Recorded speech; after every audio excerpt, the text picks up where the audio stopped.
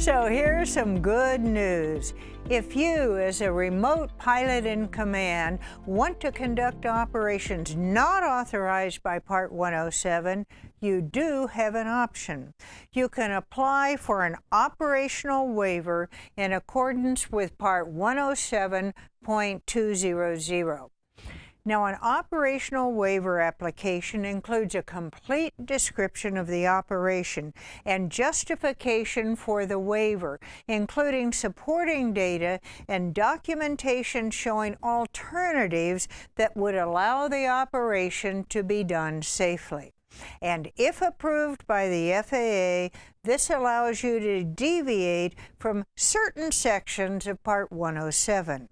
This list of waivable sections can be found in Part 107.205 and includes rules such as rules regarding visual line of sight, visual observer requirements, operation of multiple small UAVs, unmanned aerial vehicles, which is the operation of more than one drone at one time by the same person, yielding the right-of-way, operation outside of Lance-controlled airspace, and the rules specifying the operating limitations for the small UAS.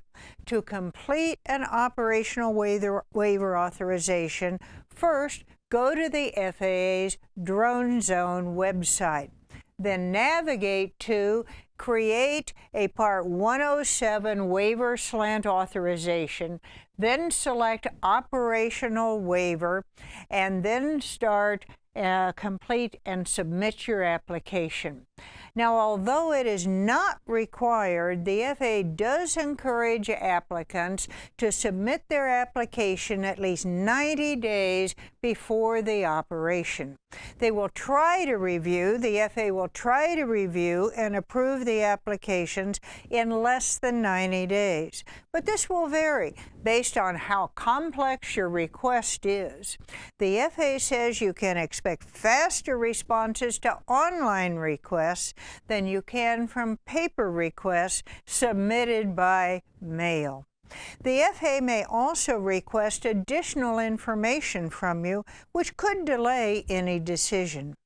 Now, if the FAA denies your operational waiver application, you will receive notification stating the reasons for that denial.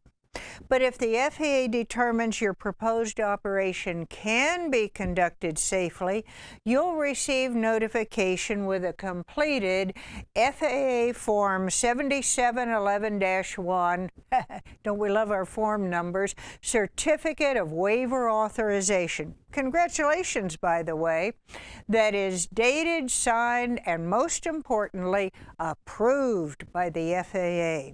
Now, your Certificate of Waiver Authorization will most likely include specific provisions added by the FAA to ensure the safety of the operation. And these provisions become regulatory for the operator, meaning you, and you can bet that you're required to follow them to the letter. You can find a list of standard provisions for waivers on the FAA's UAS website. And now you know how to request a waiver from some Part 107 rules.